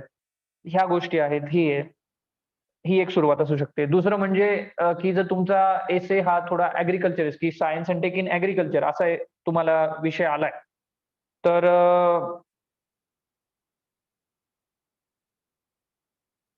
त्याच्यामध्ये तुम्हाला काय लिहिता येईल. आपण आता शेतीमध्ये बरेच जण आपले आहेत, म्हणजे बरेच जण शेतकरी बॅकग्राऊंड मधून आहेत. ठीक आहे, तर मग त्याच्यामध्ये तुम्हाला काय लिहिता येईल, तर हे तुम्ही विचार केला पाहिजे की काय सध्या गोष्टी अशा टेक्नॉलॉजिकली ऍडव्हान्स ज्या चालल्या आहेत शेतीमध्ये. तर ड्रोन आहेत. ठीक आहे, नॅनो टेक्नॉलॉजी किंवा नॅनो युरिया आता सध्या न्यूज मध्ये आहे. ठीक आहे, त्याच्यानंतर प्रिसाईज ऍग्रिकल्चर म्हणून जी संकल्पना आहे ती आहे, अचूक शेती जिला आपण म्हणतो. त्याच्यानंतर जीएम क्रॉपचं जे सध्या रणकंदन चालू आहे न्यूजपेपरमध्ये, जर तुम्ही डेली वाचत असाल तर जीएम क्रॉप बाबत आपण लिहू शकतो. ठीक आहे, त्याच्यानंतर अजून बरेच अशा गोष्टी आहे ज्याबाबत तुम्ही काही मेन्शन करू शकता. ठीक आहे, आणि ह्या गोष्टी मोस्टली तुम्हाला डील कराव्या लागतात in a very crisp manner, की तिथे तुम्हाला पटकन दाखवून द्यायचंय की आपल्याला कसं या बाबतीत माहिती आहे बऱ्यापैकी. इवन समजा ऍग्रिकल्चर मधलं IVF आहे, पशुपालनामध्ये तुम्ही गेले, तर तुम्हाला ह्या सगळ्या गोष्टी इनपुट पासून तर आउटपुट पर्यंत ह्या सगळ्या गोष्टी तुम्हाला दाखवायच्या आहेत. की मार्केटिंग ऑफ ऍग्रिकल्चर प्रोड्यूस मध्ये तुम्ही ब्लॉकचेनही वापरू शकता का. ठीक आहे, तर ह्या सगळ्या गोष्टी डाटा अनालिटिक्स वगैरे ह्या तुम्हाला मेन्शन करायच्या आहेत, त्या तिथे दाखवायच्या आहे की ह्या आम्ही वाचल्या आहे, याबद्दल आम्हाला माहिती आहे, हे प्रॉबेबल सोल्युशन असू शकतात. ठीक आहे, तशाच पद्धतीने जर एखादा शिक्षणाचा एसे आला, की जसं एक एसे होता आम्ही दिलेला की destiny of nation shapes in the classroom, की एखाद्या म्हणजे देशाचा जो एकूण पुढचा प्रवास असतो किंवा देशाचं भविष्य असतं ते कुठे घडतं, तर ते वर्गांमध्ये घडतं. मग तिथे सुरुवात करण्याची सुद्धा 2-3 गोष्टी आहेत. अशा पर्सनॅलिटी ज्यांनी देशाचं एक भवितव्य शेप केलेलं आहे किंवा देशाच्या इतिहासात महत्त्वाची कामगिरी केली, जे शिक्षणाद्वारे पुढे गेले. ठीक आहे. तर ह्या गोष्टी तुम्हाला दाखवायच्या आहे. फॉर एक्झाम्पल आपण बाबासाहेब आंबेडकरांचं उदाहरण घेऊ शकतो, की ते म्हटले होते, की शिक्षण हे वाघिणीचं दूध आहे आणि जर आपण ते प्यायलो तर व्यक्ती गुरगुरेलच. ठीक आहे. गुरगुरेल याचा अर्थ काय, की अन्यायाविरुद्ध तो काहीतरी महत्त्वाची भूमिका बजावेल किंवा अन्यायाचा विरोध करेल. ठीक आहे. आणि त्यामुळे आपल्याला हे दाखवायचंय, की अशा पद्धतीने शिक्षण त्यांनी जे घेतलं किंवा ते इतके प्रचंड बुद्धिमत्तेची व्यक्तिमत्व होते, की त्यांनी कॉन्स्टिट्यूशन मेकिंगमध्ये एक सिंहाचा वाटा उचलला. आणि म्हणून आपलं म्हणणं आहे, की बाबा shapes in the classroom. Destiny of nation shapes in the classroom. किंवा जर तुम्हाला माहिती आहे हे वाक्य कोण बोललंय, तर त्या व्यक्तीच्या याच्याने सुरुवात करा, की काय कंटेक्स्टमध्ये ते वाक्य बोललं गेलं होतं. ठीक आहे. की देशाचं भवितव्य जेव्हा आपण विद्यार्थ्यांना म्हणतो, आपण डेमोग्राफिक डिव्हिडंडची जेव्हा गोष्ट करतो, तेव्हा आपल्याला ह्या गोष्टी कन्सिडर केल्या पाहिजेत. ठीक आहे. आणि कन्सिडर केल्यानंतर मग आपल्याला एज्युकेशनवर इन्व्हेस्टमेंट का जरुरी आहे? वेगवेगळे काही रिपोर्ट आहे. एसर रिपोर्ट काय म्हणतो? ठीक आहे. जे आपण सध्या प्रॉब्लेम फेस करतोय, की आमचं लिटरसी रेट कमी आहे, अजूनही पाहिजे तेवढा नाहीये. दुसरं म्हणजे अनएम्प्लॉयमेंट आहे. ठीक आहे. किंवा काही ठिकाणी शोषण होतं एका विशिष्ट समाजाचं. तर त्याचं कारण काय? तर एज्युकेशनमध्ये बॅकवर्डनेस हेच कारण आहे. आयदर जे बॅकवर्डनेस ज्यांच्यावर अन्याय होतो त्यांच्यामध्ये किंवा एका व्हॅल्यू बेस्ड एज्युकेशनची कमतरता जे अन्याय करताय त्यांच्यामध्ये. ठीक आहे. कारण it's not essential that if you have taken education then you will definitely going to do good things. असे खूप उदाहरण आहे ज्याच्यामध्ये एज्युकेटेड लोक सुद्धा काही चुकीच्या गोष्टी करून बसले हो. लादेनचं उदाहरण घ्या. ठीक आहे. तर डेस्टिनी ही सकारात्मकरित्या जर वळवायची असेल तर आपल्याला कशा पद्धतीचं एज्युकेशन? मग त्याच्यामध्ये तुम्हाला लिहावं लागेल, की एज्युकेशनचे वेगवेगळे कंगोरे तुम्हाला ओपन करावे लागतील. प्रायमरी एज्युकेशन आहे, सेकंडरी आहे, हायर एज्युकेशन आहे, स्किल एज्युकेशन आहे. ठीक आहे. मग ह्या सगळ्या गोष्टी तुम्हाला टच कराव्या लागतील तुमच्या एसेला. मग इंट्रोडक्शन किती महत्वाचं आहे हे तुम्हाला कळलं पाहिजे. युपीएससीच्या बाबतीत बोलायचं झालं तर बऱ्याच वेळेस फिलॉसॉफिकल जे एसे येतात त्याच्यात तुम्हाला एसेचा टॉपिक कळला आहे का इथून सुरुवात होते. मग तिथे तुम्हाला इंट्रोडक्शन मध्ये हे देणं खूप महत्वाचं असतं, की हो मला कळलंय. फॉर एक्झाम्पल 2020 ला जेव्हा मी पेपर दिला होता, कल्चर अँड सिव्हिलायझेशन वर एसे आला होता. So I was in dire need to show that what is the difference between culture and civilisation. So at that time I gave the example of Swami Vivekananda, की विवेकानंदांनी एकदा एका इंग्रज अधिकाऱ्याबरोबर ते चहा पित होते आणि ते काय करायचे, बशीत चहा प्यायचे. मग त्यांनी उपहास केला, की तुम्ही बशीत चहा पितात बुवा, तुमची मागास पद्धत आहे. मग ती काय झाली, की ती कल्चर झालं आपलं. कोणतं कल्चर झालं, की ते म्हटले, की आम्ही बशीत चहा याच्यासाठी पितो, की तिसरा व्यक्ती जर अचानक आला कोणी अतिथी, तर त्याला आम्हाला चहा देता येतो उष्टा न केलेला. ते झालं आमचं कल्चर. पण सिव्हिलायझेशन काय आहे ओव्हरऑल, तर ब्रिटिश सिव्हिलायझेशन जे आहे, जे मटेरियलिस्टिक सिव्हिलायझेशन आहे. ठीक आहे. ज्याच्यामध्ये इंडिव्हिज्युअलिझम वाढलेलं आहे किंवा अशा काही गोष्टी ज्या कल्चर थ्रू इन्कल्केट केल्या जाऊ शकत नाही. ते साधन आहे. ठीक आहे. सिव्हिलायझेशन हे साधन आहे आणि कल्चर हे साध्य आहे. ठीक आहे. म्हणजे आधी कल्चर येतं मग सिव्हिलायझेशन येतं. मग ते आपल्याला दाखवायचंय, की ते म्हणतात, की हे आमचं कल्चर आहे, स्वामी विवेकानंद म्हणतात. आणि ही तुमचं सिव्हिलायझेशन आहे. कप बशीत चहा पिणं हे तुमची गोष्ट आहे. ठीक आहे. पण त्याचा योग्यरित्या वापर कसा करायचा हे आम्ही ठरवू, कारण ते आमचं कल्चर आहे. असं मी दाखवलं होतं त्या पेपरमध्ये आणि त्याच पेपरला आपल्याला हायेस्ट मार्क होते. तर इंट्रोडक्शन हे क्लिअर कट पाहिजे, की तुम्हाला समस्या कळली आहे. शेतकरी आत्महत्येचा प्रश्न आलाय आणि तुम्ही जर कृषी क्रांतीबद्दल लिहिताय, तर त्याचा काही उपयोग होणार नाही. You need to pinpointly direct the number of death has been happened in Maharashtra, in all over the India, or in specifically Vidarbha. ठीक आहे. किंवा एखादा सिनारिओ दाखवा, की तिकडे बाबा शेतकऱ्याने आत्महत्या केल्यावर काय परिस्थिती निर्माण झाली त्याच्या घरामध्ये, त्याबद्दल बोला. काही विषय नाही. पण दाखवा, की तुम्हाला तो विषय कळलेला आहे. त्याच्यानंतर दुसरी गोष्ट असते ती म्हणजे बॉडी. मग बॉडीमध्ये काय असतं थोडक्यात, की बॉडीमध्ये आपण जेव्हा गोष्टी मांडतो टप्प्याटप्प्याने, तेव्हा स्ट्रक्चरिंगवर खूप चांगल्या पद्धतीने तुम्हाला भर देणं आवश्यक आहे. की काय आधी लिहायचं, काय नंतर लिहायचं. Prioritising point is one of the bigger task that generally student fail to improve.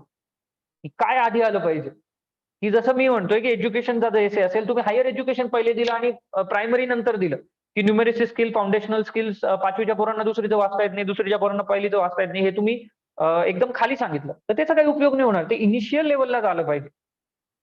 किंवा आधी तुम्ही स्किल एज्युकेशनला टच केला, त्याच्यानंतर मग तुम्ही हळूहळू इकडे आले, तर त्याचा काही उपयोग नाही.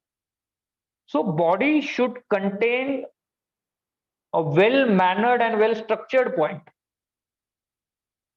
त्याच्यासाठी ब्रेनस्टॉर्मिंग करणं किंवा त्या विषयाचं साधारण एक जुजबी ज्ञान असणं खूप महत्वाचं आहे, की त्या विषयाच्या समस्या काय आहेत, त्या विषयाच्या ओव्हरऑल जे आपण म्हणतो की प्रॉब्लेम्स किंवा शॉर्टकमिंग्स काय एखाद्या विषयाचे, कन्सेप्टचे. मग ते तुम्ही मेन्शन करतात तुमच्या ओव्हरऑल एसे बॉडीमध्ये. ठीक आहे. जनरली हे असतं की चॅलेंजेस, मग त्याच्या म्हणजे ऍडव्हान्टेजेस, डिसएडव्हान्टेजेस, सोल्युशन, रेमेडीज. ठीक आहे. And later we go towards conclusion. ठीक आहे. तर प्रत्येक विषयाची जी बॉडी असते ती वेगवेगळी असू शकते. फॉर एक्झाम्पल काही जे विषय आहे, तर त्या विषयांबाबतीत जर आपण बोलायचं म्हटलं, हेल्थ झाला. ठीक आहे. तर मग हेल्थ सिस्टीमचे प्रॉब्लेम काय? भारतातली पुरातन हेल्थ सिस्टीम काय होती? आत्ताची काय आहे? त्याच्यातल्या शॉर्टकमिंग्स काय आहेत? त्याच्यानंतर आपण म्हणू शकतो की आपण काय काय साध्य केलंय, आपली जी करंट हेल्थ सिस्टीम आहे तिच्या थ्रू. ठीक आहे. काही सकारात्मक गोष्टी झालेल्या आहे. पोलिओ इरॅडिकेशन मध्ये आपण सक्सेसफुल ठरलेलो आहोत. ठीक आहे. मग ह्या गोष्टी बॉडीमध्ये तुमच्या आल्या पाहिजे. मग सोल्युशन काय आहे? मग सोल्युशन तुम्हाला नाही द्यायचंय. सोल्युशन काही कमिटीज आहे, काही कमिशन्स आहेत, काही इंटरनॅशनल ऑर्गनायझेशन्स आहेत, काही कॉन्स्टिट्युशनल, नॉन कॉन्स्टिट्युशनल बॉडीज आहेत, त्यांनी दिलेले आहे solution. So you need to just mention their name, you need to explain those solution. जसं जर काही लिगल मुद्दा आला तर लॉ कमिशनच्या रिकमेंडेशन आहे किंवा सुप्रीम कोर्टाने काही नियम घालून दिलेले आहे. जसं काही पॉलिटिकल मुद्दा आला, जसं फॉर एक्झाम्पल गव्हर्नरच्या बाबतीत सध्या खूप वाद चाललाय. So there are recommendation by सरकारी आयोग. ठीक आहे. पुंची कमिशनचे काही रिकमेंडेशन आहे किंवा कॉन्स्टिट्युशनल रिव्ह्यू कमिटीचे काही रिकमेंडेशन आहे. तर ते देता येतील का बघा. हवेत आपल्याला गोळीबार करायचा नाहीये एसे मध्ये. एसे म्हणजे उत्तरासारखंच आहे. ठीक आहे. फक्त हे उत्तर तुम्हाला एलॅबोरेटिव्ह लिहायचंय खूप जास्त. हे लक्षात घ्या. आणि त्यामुळेच मग ह्या सगळ्या आर्ग्युमेंटला सबस्टॅन्शिएट करण्यासाठीचा डाटा तुमच्याकडे असणं जरुरी आहे. किंवा ऍटलिस्ट तुम्हाला नावं माहित हवे. किंवा थर्ड जेंडर बद्दल जर बोलतोय आपण, तर नाच फाउंडेशनचा जो हे आहे, रिझल्ट आहे. ठीक आहे. 370 आर्टिकल जे आहे त्याबाबत आपलं मेन्शन आलं पाहिजे त्याच्यामध्ये. ठीक आहे. जर आपण महिलांवर होणाऱ्या अत्याचाराबद्दल तर बोलतोय, तर आधी विशाखा गाईडलाईन्स आहे किंवा 2013चा कायदा आहे. त्याबद्दल आपण बोलू शकतो. शी बॉक्स काय म्हणतो किंवा पॉस्को कायदा काय आहे. ह्या सगळ्या गोष्टी थोडक्यात आपल्याला माहित पाहिजे. कारण त्यांचं मेन्शन खूप आवश्यक असतं कनेक्शनसाठी, जे तुम्हाला करायचं असतं. आणि that will make the difference. ठीक आहे. Next thing is conclusion. त्याच्या आधी बॉडीत एक सांगायचं राहिलं, की जेव्हा आपण वेगवेगळ्या सेक्शन मधून एकमेकांचं इंटरव्ह्यूइंग करतो, की मी आधी सोशल सेक्टरमध्ये गेलो, मग पॉलिटिकलमध्ये गेलो, मग इकॉनॉमिकमध्ये गेलो, तर त्यांचं कनेक्शन तुम्हाला आलं पाहिजे. विशिष्ट वर्ड्स आहेत ते पॅरा कनेक्ट करण्यासाठी ते यूज केले पाहिजे तुम्ही. मग त्या प्रत्येक जो पॅरा असतो तो सुद्धा एका प्रकारे एक एसेज आहे, छोटा पॅरा. त्याच्यामध्ये एक वरचं एक तुम्ही कमेंट देतात, मग त्याची बॉडी बनवतात, की याचं एक्सप्लेनेशन देऊन मग शेवटी कन्क्लूड करतात. मग नवीन पॅरा चालू करतात. तर स्ट्रक्चरिंग आणि प्रेझेंटेशन हे खूप महत्वाचं आहे एसेमध्ये. आता कन्क्लुजन बाबतीत बोलू, की कन्क्लुजन काय असतं? खूप निगेटिव्ह जाणं कन्क्लुजन आहे का? जर एखादा प्रॉब्लेमॅटिक विषय दिलेला असेल, स्त्री भ्रूण हत्यांबाबत बोला. मग त्याच्यामध्ये तुम्ही सांगणार का, की जे स्त्री भ्रूण हत्या करतात त्यांना सरळ फाशीवर चढवलं पाहिजे आणि महिलांना पूर्ण बॉडीली राईट बहाल केले पाहिजे. जे काही अशा क्लिनिक्स आहेत त्यांना कठोर शासन केलं पाहिजे. ठीक आहे. त्याच्यानंतर गर्भपाताला परवानगीच नाही दिली पाहिजे, काही झालं तरी. असे एक्स्ट्रीम स्टँड घेता येत नाही. कन्क्लुजन मध्ये तुम्हाला ऑप्टिमिस्टिक राहावं लागतं, की साधारणतः समाजाच्या सहकार्याने किंवा समाजाच्या सहभागाने तुम्ही एखादी गोष्ट कशा पद्धतीने चांगली घडवून आणाल, ही जर मी गव्हर्नन्स बाबत बोलतोय, तर त्याचा जो कन्क्ल्युजन असेल, it should go towards decentralisation. It should go towards participatory governance. ठीक आहे. की आता जे आपण तुम्ही जर नवी मुंबईला गेले तर किंवा पुणे, इव्हन पुण्याला पण ते ऍप आले मला वाटतं महानगरपालिकेचे. सो नवी मुंबईला मी जेव्हा राहायचो तेव्हा महानगरपालिकेच्या ऍपमध्ये जर काही प्रॉब्लेम असेल आपल्या आजूबाजूला कचऱ्याचा असेल किंवा अजून काही असेल डासांचा याचा त्याचा, तर तो मी पटकन याच्यावर टाकायचो ऍपवर. आणि तो ऍपवर दिल्यानंतर काय व्हायचं की व्यक्ती तिथे येऊन ते काम करून जायचे. का? कारण ऍपमध्ये ट्रान्सपरन्सी आहे. ऍपमध्ये तुम्हाला अकाउंटेबिलिटी जास्त आहे rather than just going on phone call or going there to meet the particular officers. You are telling them to do that and they will say, okay, next day we will come definitely and we will address your problem. But they are not coming.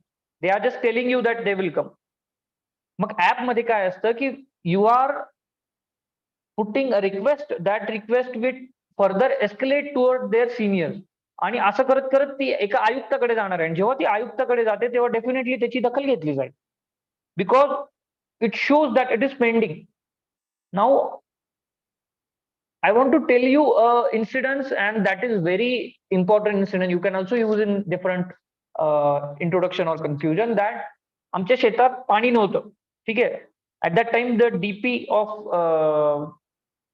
that particular village was gone wrong, and every person of that village went to electricity office. They were urging them that please do this, please do that, but they didn't do.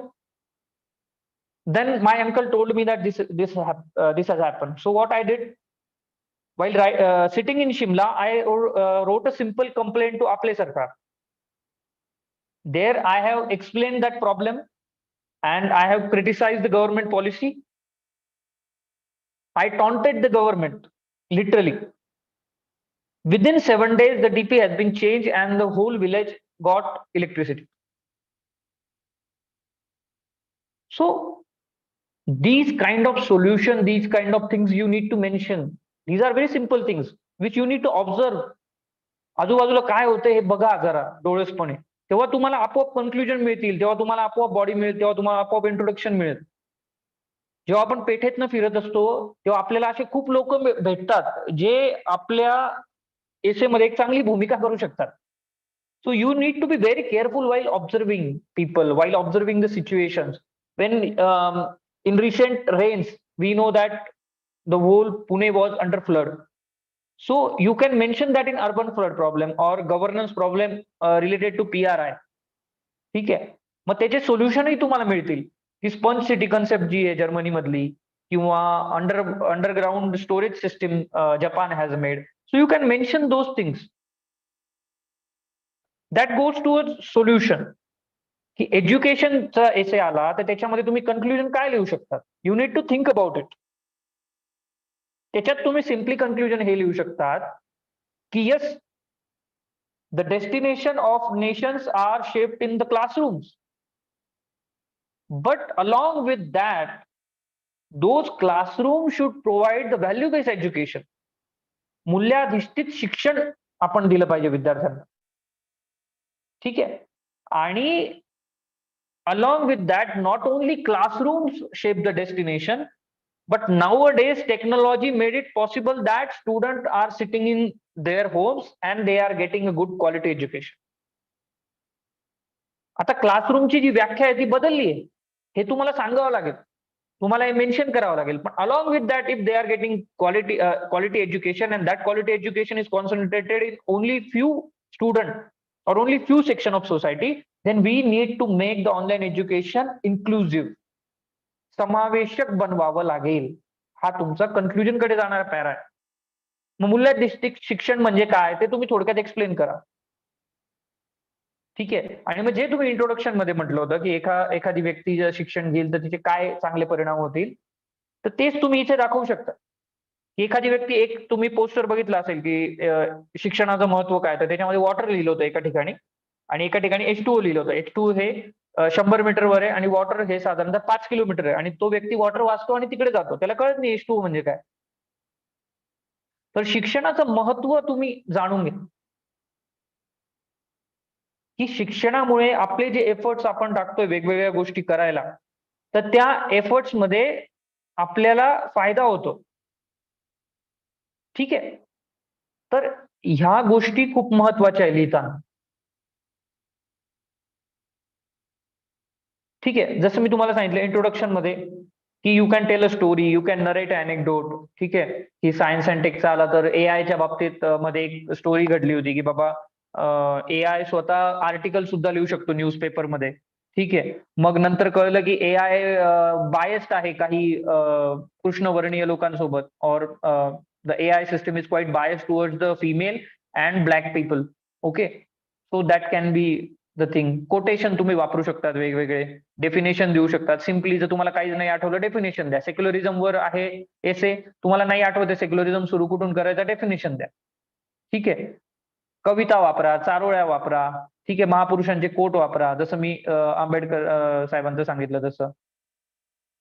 त्याच्यानंतर body paragraph मध्ये जे असतो, आपण मी म्हटलं की तुमचे argument support करता आले पाहिजे तुम्हाला. ठीक आहे. काउंटर पॉईंट दिले पाहिजे, काउंटर नरेटिव्ह पण दिले पाहिजे. ठीक आहे. Now what I have not tell you that there are some approaches of body. ठीक आहे. की बॉडीचे काहीतरी अप्रोचेस असतात. मग ते काय अप्रोचेस? तर एक महत्वाचा असतो concentric circle approach. Concentric circle approach काय असतो, की छोट्या गोष्टीकडून तो मोठ्या मोठ्या मोठ्या गोष्टीकडे वाढत जातो. फॉर एक्झाम्पल, जर काही फिलॉसॉफिकल एसे असेल, तर मी तो स्वतःवरून चालू करेल किंवा इंडिव्हिज्युअल वरून चालू करेल, की इंडिव्हिज्युअलने काय केलं पाहिजे. ही समजा विजडम आणि त्यागाच्या बाबतीत असेल, तर इंडिव्हिज्युअलने कुठल्या बाबतीत विजडम दाखवला पाहिजे, कोणकोणत्या क्षेत्रात त्याने विजडम दाखवलं पाहिजे. Then I will go towards the society. की सोसायटी काय, किंवा फॅमिली जर छोटं युनिट म्हणायचं, तर फॅमिलीमध्ये काय गोष्टी आहे ज्या महत्वाच्या आहेत, तिथे लोकांनी कसं कोऑपरेशन केलं पाहिजे एकमेकांना, वेगवेगळ्या गोष्टींबाबत आपली मतं, किंवा डेमोक्रेसी हा समजा विषय आहे, तर एक असते की democracy at the level of your thought process. तुम्ही तुमच्या स्वतःच्या सुद्धा विचारांना न्याय देताय का, तो महत्वाचा आहे. दुसरं म्हणजे democracy at the level of your family, की प्रत्येकाचं मत ग्राह्य धरलं जातंय का, तिथे पॅट्रियार्की का, मग त्याचा काही उपयोग आहे का बाबा. ठीक आहे. तर ती एक गोष्ट आहे. Next thing is your society, की एखादी सोसायटी एखाद्या म्हणजे खूप डेव्हलप सोसायटी आहे, पण ती एखाद्या कम्युनिटीचा दुस्वास करते का, दुस्वास आपण जे म्हणतो की हेट्रेड आहे का त्याच्या मनात. आता जे आपण बघतोय सध्या जे चाललंय, की एखाद्या विशिष्ट धर्माप्रती, एकमेकांच्या धर्मांप्रती चुकीचे विधानं केले जात आहेत. ठीक आहे. Some very religious sensitive comments has been passed by people. ठीक आहे. रिसेंटली जे तुम्ही शिवाजी महाराजांच्या मूव्हीज वरनं जे बघताय, रणकंदन चाललंय. सो विशिष्ट समाज एकमेकांप्रती आरोप प्रत्यारोप करतोय. So is that right? ठीक आहे. मग सोसायटी लेवलला तुम्ही जातात, मग तुम्ही स्टेट किंवा नॅशनल लेवलला जातात. ठीक आहे. आणि मग ग्लोबल लेवलला जातात. That is called as concentric circle approach. की तुम्ही हळूहळू आपला जो ऑरा आहे किंवा आपलं जे एकूण आर्ग्युमेंट्स आहे, त्या कशा पद्धतीने मॅक्रो पर्स्पेक्टिव्हला नेत जातात, छोट्या छोट्या छोट्या साईड. मग in that concentric circle approach you need to give example. जेव्हा मी इंडिव्हिज्युअलचं एक्झाम्पल देतोय, मी जसं डॉक्टर बाबासाहेब आंबेडकरांचं उदाहरण दिलं. जेव्हा मी सोसायटीला जाईल, मी भारतीय सोसायटीचं उदाहरण देईल, किंवा फॅमिलीचं झालं तर मग मी रवींद्रनाथ टागोरांच्या फॅमिलीचं उदाहरण देईल, किंवा अजून असे जे काही याच्यात आहे, म्हणजे पूर्ण फॅमिलीचं काहीतरी महत्वाचं योगदान आहे बाबा, असं जर कोणी काही केलं असेल टाटा फॅमिलीचं देईल. ठीक आहे. त्याच्यानंतर जर मी नॅशनल लेव्हलला जाईल, तर मग मी भारताचं किंवा इतर कोणतं इस्रायल वगैरेचं उदाहरण देईल. जेव्हा मी इंटरनॅशनल लेव्हलला जाईल, तेव्हा ग्लोबल कम्युनिटीचं उदाहरण मला द्यावं लागेल. तर काही इंटरनॅशनल ऑर्गनायझेशन्स आहे, युनो आहे, युनेस्को आहे, त्याच्यानंतर वर्ल्ड बँक आहे, अशा काही यांचं उदाहरण मी देईल. ठीक आहे. तर याला म्हणतात कॉन्सेंट्रिक सर्कल अप्रोच. जनरली जे फिलॉसॉफिकल एसे असतात, याला कॉन्सेंट्रिक सर्कल अप्रोच जनरल जे पब्लिक आहे ते वापरतात. दुसरा जो अप्रोच आहे तो म्हणजे सिप अप्रोच. ठीक आहे. याला वेगवेगळे लोक वेगवेगळे नावं देतात, पण सिप अप्रोच म्हणजे काय, की social, economic, environmental and political angle we need to cover. ठीक आहे. तर बऱ्याच वेळेस काही एसे ह्या अँगलची डिमांड करतात, की जसं फॉर एक्झाम्पल, की competition is good but over competition is bad, असा काही एसे आला. तर मग त्याच्यामध्ये की सोशल एरेनामध्ये तुम्ही ह्या दोन गोष्टी कशा बघता, कॉम्पिटिशन ओव्हर कॉम्पिटिशन कोणा. एक ते इंडिव्हिज्युअल मध्ये असू शकतं. ठीक आहे. इंडिव्हिज्युअल कशा पद्धतीने. दुसरं म्हणजे समाजांच्या बाबतीत असू शकतं, की समाज एकमेकांना कसं पाण्यात पाहतात, एकमेकांच्या प्रती कसं दुस्साहस करतात, हेट्रेड करतात एकमेकांना. ठीक आहे. डिसलाईक करतात. मग ते एकमेकांना कुठे कुठे स्पर्धा करतात. ठीक आहे. सकारात्मक स्पर्धा दाखवा, की एखाद्या समाजाने चांगलं काम केलं, दुसऱ्या समाजाने त्याच्यापेक्षा चांगलं काम केलं. पण मग कुठेतरी जाऊन ही स्पर्धा चुकीच्या गोष्टींकडे इन्कल्केट तर नाही म्हणजे इन्क्लाइन तर नाही होते ना, याची काळजी घ्यायची पाहिजे वगैरे.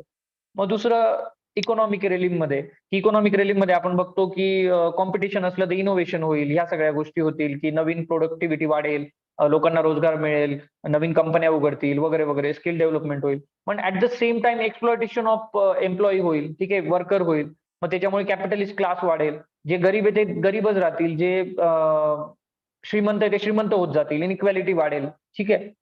सेम टाइम एन्व्हायरमेंटमध्ये काय होतं की कॉम्पिटिशन असेल तर काय की काही टेक्नॉलॉजी उपलब्ध होतील ज्याच्यामुळे एन्व्हायरमेंटचं डिग्रेडेशन कमी होईल, पण at the same time environmental रिसोर्सेसचा आपण अति वापर करतोय, त्याच्यामुळे काय होतं की एन्व्हायरमेंटल एक्सप्लॉयटेशन होतंय, ठीक आहे. मग हे एन्व्हायरमेंटल अँगलमध्ये येऊ शकतं. दुसरं म्हणजे की जो टेम्पोरल डायमेन्शन वाला एक अप्रोच आहे, जसं मी तुम्हाला म्हटलं की टेम्पोरल डायमेन्शन कव्हर केले जातात. जसं जो जो इंडिया @75 वाला जो एसे होता तो टेम्पोरल डायमेन्शनचा होता. की तुम्हाला दाखवायचं होतं की एका पर्टिक्युलर जे कालखंड आहे, 2 कालखंड त्याच्यात बदल कसा झाला, की पास्ट मध्ये काय होतं, प्रेझेंट मध्ये काय आणि फ्युचर मध्ये काय असेल, 3 तुम्हाला डायमेन्शन दाखवायचे. So that is called us temporal dimension. ठीक आहे. मग जेव्हा कन्क्लुजन मी तुम्हाला म्हटलं, की जसं तुम्हाला ऑप्टिमिस्टिक कन्क्लुजन करावं लागतं. तर त्याच्यामध्ये काय काय होतं, की 3-4 गोष्टी तुम्ही लक्षात घ्यायच्या. एक तर फ्युचरिस्टिक कन्क्लुजन पाहिजे, की हा जो प्रॉब्लेम आहे किंवा ही जी समस्या आहे किंवा असं जे होतंय मागे, तर ते न होण्यासाठी आम्हाला काय करायचंय? मग फ्युचरमध्ये तुम्ही काय काळजी घ्याल वगैरे, वगैरे. मग ते तुम्ही हे दिलं. दुसरं म्हणजे की आपल्याला सोल्युशन प्रोव्हाईड करायचं. फक्त आपल्याला प्रॉब्लेम सांगून नाही जायचंय, तर सोल्युशन द्या, की तुम्ही ह्या गोष्टींवर विचार केला पाहिजे, ह्या गोष्टी घडल्या पाहिजे, ह्या गोष्टींवर काम झालं पाहिजे. ठीक आहे. रिस्किलिंग झालं पाहिजे, अपस्किलिंग झालं पाहिजे, जर आपण एम्प्लॉयमेंट बाबत बोलत असू तर. त्याच्यानंतर ऑप्टिमिस्टिक राहिलं पाहिजे. सगळं निगेटिव्ह नका बोलू, की "अरे, हे तर होणारच नाही. मग आमच्या देशात तर असंच चालतं, चलता रहे ॲटिट्यूड आहे. मग त्याच्यामुळे हे तर कोणी लक्ष" वगैरे, वगैरे. तर हे टाळा बोलताना किंवा लिहिताना. मग पर्सनल ओपिनियन देऊ शकतात तुम्ही अलोंग विथ एक्सपर्ट ओपिनियन. ठीक आहे. आता मी जनरली जेव्हा एक एसे तपासतो किंवा एखाद्या एसे बाबत डिस्कस करतो, तेव्हा माझ्या डोक्यात काही गोष्टी असतात, ज्या मी कन्सिडर करतो, की एका एसेमध्ये असल्या पाहिजेत. त्याच्यामध्ये काय की सिंपल आणि क्विक एसे असला पाहिजे. जास्त टेक्निकल वगैरे तो एसे नको. मी याच्यासाठी एमपीएससीच्या विद्यार्थ्यांना 10 पॅराग्राफ स्ट्रक्चर असं एक बनवून दिलंय किंवा असं एक सांगतो, की काय करावं 10 पॅराग्राफ स्ट्रक्चर. तर 2 पॅराग्राफ तुमचे इंट्रोडक्शनचे असले पाहिजे. ज्याच्यामध्ये तुम्हाला विषय म्हणजे ओपन करता आला पाहिजे किंवा तो उघडता आला पाहिजे एसे. ठीक आहे. की एसे पहिल्या पॅराग्राफमध्ये तुम्ही गोष्ट लिहिली, स्टोरी लिहिली, कोट लिहिला, अॅनेक्डोट लिहिला, जे पाहिजे ते लिहिलं. दुसऱ्या पॅराग्राफमध्ये तुम्ही एक्सप्लेन केलं, की वरती काय होतं. ठीक आहे. आणि ह्या 2 पॅराग्राफ नंतर तुम्ही बॉडी सुरू केली. बॉडी सुरू करण्याच्या आधी बरेच जण एक म्हणजे जेव्हा युपीएससीचा एसे असतो स्पेसिफिकली, एमपीएससी नाही, बिलकुल नाही. तर युपीएससीच्या एसेमध्ये काय असतं, की एक थेसिस लिहितात, की आपण या एसेमध्ये काय बघणार आहोत याबाबत थोडं मेन्शन करतात. तर ते तुम्ही करू शकता. पण एमपीएससी याची काही गरज नाही. You can directly start with your quote your content. ठीक आहे. मग बॉडीला आपल्याला 6 पॅराग्राफ द्यायचे. मग 6 पॅराग्राफ मधले 3 पॅराग्राफ आपण पॉझिटिव्ह साइडला देतो, 3 पॅराग्राफ निगेटिव्ह साइडला देतो. जसं जर आपण एखादा पर्टिक्युलर विषय धरला. ठीक आहे. की जर शैक्षणिक प्रगती आणि तिचे समस्या असा काही एसे असेल, तर 3 पॅराग्राफ पहिले तुम्हाला प्रगतीला द्यायचे. प्रगतीचे तुम्ही डाटा दाखवा, प्रगतीची उदाहरणं दाखवा, कायदे दाखवा जे झाले, स्कीम्स दाखवा, त्याचे फायदे दाखवा. ठीक आहे. आणि त्याच्यानंतर मग 3 ज्या पुढचे पॅराग्राफ आहेत त्याच्यामध्ये तुम्ही समस्या दाखवा.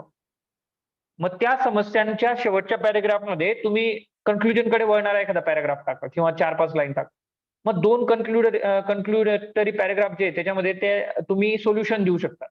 आणि मग एक ऑप्टिमिस्टिक याला तुम्ही एंड करू शकतात. ठीक आहे. मग त्याच्यामध्ये महत्वाचं काय-काय आहे, तर फॅक्ट्स तुम्ही एका जुजबी प्रमाणात वापरू शकता, स्टॅटिस्टिक्स देऊ शकता. एक्झाम्पल तुम्हाला देणं खूप आवश्यक आहे. एसे हा 40% एक्झाम्पल असतो आणि 60% तुमचं एक्सप्लेनेशन असतं त्या एक्झाम्पलचं. So you need to be very thorough and very elaborative about the exam. ठीक आहे. दुसरं म्हणजे की काही इंडेक्स असतील, वेगवेगळे रिपोर्ट्स आले आहेत. ठीक आहे. जसं एसर रिपोर्ट आहे एज्युकेशनच्या बाबतीत किंवा महिलांच्या बाबतीत, महिला एज्युकेशनच्या बाबतीत नंदी फाउंडेशनचा एक रिपोर्ट आहे किंवा जर हेल्थच्या बाबतीत बोललो तर आपला नॅशनल फॅमिली हेल्थ सर्व्हे आहे. गुन्ह्यांच्या बाबतीत बोललो तर एनसीआरबीचा डाटा आहे, क्राईम रेकॉर्ड ब्युरोचा. ठीक आहे. त्याच्यानंतर कायद्याच्या बाबतीत बोललो तर जसं मी म्हटलं की लॉ कमिशन आहे. फेडरलिझमच्या बाबतीत बोलायचं झालं तर नीती आयोग आहे, पुंची कमिशन, सरकारिया कमिशन वगैरे वगैरेचे रिकमेंडेशन आहे. कॉन्स्टिट्यूशनच्या बाबतीत बोलायचं झालं तर जे कॉन्स्टिट्युशनल रिव्ह्यू कमिटी होती व्यंकटचलय्या आयोग, तर त्याचे तुम्ही उदाहरणं देऊ शकता. ठीक आहे. मग आपली जी रँकिंग आली भारताची वेगवेगळ्या इंडेक्समध्ये, फॉर एक्झाम्पल करप्शन परसेप्शन इंडेक्समध्ये किंवा हंगर इंडेक्समध्ये, ठीक आहे. तर ती रँकिंग तुम्ही मेन्शन करू शकता किंवा ह्युमन डेव्हलपमेंट इंडेक्समध्ये आता 62वा क्रमांक 107 पैकी आपला, तर त्याच्यात काही सुधारणा झाल्या का किंवा काही गोष्टी बदलायच्या आहे का, तर त्या बाबतीत तुम्ही तुमचे मतं तुमच्या एसेमध्ये डेफिनेटली मांडू शकता. ठीक आहे. मग त्याच्यानंतर what are the dos and don'ts about essay, की एक चांगला एसे लिहिण्यासाठी काय गोष्टी लक्षात घ्याव्या किंवा काय गोष्टी कराव्या आणि काय गोष्टी करू नये. ठीक आहे. तर त्याच्यामध्ये पहिलं म्हणजे की general you need to talk about a real you. खोटं खोटं खूप तुम्हाला करता येणार नाही. ज्या संवेदना तुमच्या आहेत एखाद्या विषयाप्रती त्या तुम्ही मांडा सरळ. पण त्या खूप जास्त इमोशनल होऊन मांडू नका. अशा पद्धतीने मांडा की एक अधिकारी कसा विचार करतोय त्या दृष्टीने, की त्याला त्या विषयाची जाण आहे, पण along with that he is not emotional, he is thinking practically about that solution और प्रॅक्टिकली अबाउट दॅट प्रॉब्लेम. ठीक आहे. दुसरं म्हणजे की कस्टमाइज करा तुमचा एसे जो आहे तो एका फिट झाला पाहिजे त्या ओव्हरऑल याला. त्यामुळे तो कस्टमाइज व्यवस्थित करता आला पाहिजे as per demand of the topic. आपल्याला जे माहिती आहे ते लिहिण्यापेक्षा साधारणतः त्यांनी जे विचारले ते चांगल्या पद्धतीने आपल्याला लिहिता येतंय का याच्यावर आपण भर दिला पाहिजे. ठीक आहे. त्याच्यानंतर मग तिसरं महत्वाची गोष्ट काय आहे, की तुमच्या प्रायमरी स्ट्रेंथ काय आहे ह्या तुमच्या एसेमध्ये कन्वे झाल्या पाहिजे. ठीक आहे. की मला काय वाटतंय किंवा माझ्या प्रॉपर्टीज काय किंवा माझे कॅरेक्टरिस्टिक्स काय, तर ते मला तिथे दाखवायचे त्यांना, की मी इमोशनल आहे थोडासा. मी समाजाच्या विशिष्ट सेक्शन प्रती दुर्बल घटकांप्रती स्पेसिफिकली एक सॉफ्ट कॉर्नर आहे माझ्या मनात. जे समाजात चुकीच्या गोष्टी घडतात याच्याबाबत चीड आहे माझ्या मनात. ज्या समाजात करप्शन आहे तर ते करप्शन काढून टाकण्याची इच्छाशक्ती आहे माझ्या मनात. तर ह्या गोष्टी तुम्ही एकूण दाखवल्या पाहिजे किंवा एकूण तुम्हाला तिथे प्रेझेंट करता आल्या पाहिजे. ठीक आहे. त्याच्यानंतर महत्वाची गोष्ट म्हणजे की तुम्ही पॅशनेट असले पाहिजे त्या प्रॉब्लेमला सॉल्व्ह करण्याप्रती. तुमचं जे पॅशन आहे ते तिथे क्लिअर कट दिसून आलं पाहिजे तुमच्या एसेमधून, की हो आम्ही म्हणजे साशंकता नाहीये आमच्या मनात ओव्हरऑल काही. ठीक आहे. आणि ती साशंकता दूर करण्याचं जर काम काही करावं लागलं त्याची आमची तयारी आहे ते करण्याची. ठीक आहे. तर ते तुम्ही मेन्शन करू शकता. नेक्स्ट म्हणजे कन्सिस्टंट राहा. कुठे तुमचा फ्लो जो आहे एसेचा तो तुटायला नको. की इथे मला एक लिहायचं होतं, मग फ्लो तुटला आणि मी दुसरं काहीतरी लिहायला लागलो, असं व्हायला नको. आपल्याला अतिशय योग्य पद्धतीने आणि चांगल्या पद्धतीने एकदम क्रिस्प एसे लिहायचा आहे. तो कुठे तुटू द्यायची नाही त्याची लिंक. की आपण वरती कुठेतरी लिहिलं की अमुक-अमुक म्हणजे इंट्रोडक्शनमध्ये की अमुक-अमुक एक मुलगा स्ट्रगल करत होता. समजा आपण त्याचं स्ट्रगल स्टोरी लिहितोय आणि ती स्ट्रगल स्टोरी लिहिता-लिहिता आपण अचानक काहीतरी गिअर बदलला, आपल्याला दुसरंच काहीतरी आठवलं, दुसरीकडे आपण गेलो आणि पुन्हा त्याच्यावर आलो की हां, हे स्ट्रगल असं कंटिन्यू झालं. तर त्याचा जनरली उपयोग होत नाही. त्याच्यामुळे फ्लो तुटतो आणि फ्लो खराब झाल्यामुळे पूर्ण एसे तुमचा वाया जाऊ शकतो. तर तसं करू नका. क्रिस्प लिहा, कन्सिस्टंटली लिहा, व्यवस्थित लिहा आणि डेफिनेटली तुम्हाला एक काहीतरी त्याचा ऍडव्हान्टेज मिळेल. ठीक आहे. त्याच्यानंतर महत्वाचं म्हणजे की काय न करावं एखादा एसे लिहिताना. काय काळजी घेतली पाहिजे, की ह्या गोष्टी टाळल्या पाहिजे तुम्ही. ठीक आहे. आणि जर ह्या टाळल्या तर तुमचा एक साधारणतः फायदा होईल एसेमध्ये लिहिताना. तर एक म्हणजे की do not repeat the facts. बऱ्याच वेळेस काय असतं, की आपल्याला काही विशिष्टच फॅक्ट माहिती आहे. आपल्याला त्या विषयाच्या बाबतीत ज्ञान कमी आहे. मग आपण काय करतो, की तीच गोष्ट पहिल्या पॅराग्राफमध्ये लिहू, चौथ्या पॅराग्राफमध्ये लिहू, शेवटच्या पॅराग्राफमध्ये. ठीक आहे. मग त्यामुळे काय होतंय, की आपल्याला प्रॉब्लेम येतो एसे आर्टिक्युलेट करण्यामध्ये आणि एक्झामिनरला कळतं, की याला कळत नाहीये. याला म्हणजे विशिष्ट माहिती नाही, हा फक्त त्याच गोष्टी रिपीट करतोय. दुसरं म्हणजे ब्रॅग नका करू टॉपिक. ब्रॅग करणं म्हणजे काय, की उगाच त्याला खेचणं. की तुम्हाला एखाद्या विषयाच्या बाबतीत कमी माहिती आहे, पण मग तुम्ही त्याला खेचत गेले मुद्दाम तुमचा पॅराग्राफ मोठा होण्यासाठी, की याचे असं आहे, त्याचं तसं आहे. ठीक आहे, की हे असं केलं पाहिजे, ते तसं केलं पाहिजे. मग याच्यामध्ये हे सुद्धा येतं, ते सुद्धा येतं. तर ते एक्झामिनरला नकोय.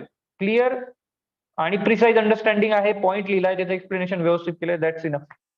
ठीक आहे. त्याच्यानंतर जनरलाइज करू नका. प्रत्येक गोष्ट जनरलाइज करण्याची खूप आपल्याला एक वाईट सवय असते. की एखादी आर्ग्युमेंट जर आहे, तर समजा आपल्याला पॅट्रिआर्कल एक आपल्या विचारसरणी आपल्या बऱ्याच वेळेस स्ट्रॉंग होल्ड असतो आपल्या मनात. तर जर मी एखाद्या प्रॉब्लेम बाबत बोलतोय महिलांसंबंधी आणि त्याच्यात आपण काय करतो जनरलाइज करतो, की नाही हे तर ठीक आहे, हे तर असंच होतं जनरली. म्हणजे जर महिलांना आपण विचार करायला गेलो, की महिलांच्या बाबतीत आपल्याला काही जर ठरवायचं असेल किंवा एक आर्ग्युमेंट द्यायचं असेल, तर मग आपला विचार काय असतो त्यांच्या बाबतीत, की नाही मग महिलांनी तर घरातच राहायला पाहिजे जनरल ते तर ठीकच आहे म्हणजे चालत आलेलं आहे त्याच्यामुळे वगैरे, वगैरे. तर तसं नाहीये. जनरलाइज करणं कधीही चुकीचं आहे गोष्टी, की हे असंच होत असेल किंवा हे असंच चालत आलंय किंवा हे असंच झालं पाहिजे, असं करू नका. आपल्याला ती जी गोष्ट आहे ती बदलायची आहे, त्यासाठी आपण काय एफर्ट्स टाकू शकतो. Specific, not general but special हा ॲटिट्यूड तुम्ही बाळगला पाहिजे. त्याच्यानंतर do not go to back to school, की डिस्कशन करताना किंवा लिहिताना जसं आपण शाळेत लिहायचो तसं करू नका. किंवा आपण बऱ्याच वेळेस भूतकाळात चालला जातो. लिहिता-लिहिता आपल्याला आपल्या गोष्टी आठवायला लागतात आणि आपण त्याच एसेमध्ये इन्क्लूड करतो किंवा इन्कल्केट करतो. तसं करू नका. जरी तुम्हाला काही समस्यांचं समाधान द्यायचं असेल, ज्या तुम्ही स्वतः फेस केल्या आहेत, तर त्या समस्या ज्या आहेत, तर त्या एका चांगल्या ऑर्डरमध्ये किंवा मॅनरमध्ये मांडणं हे शक्य आहे.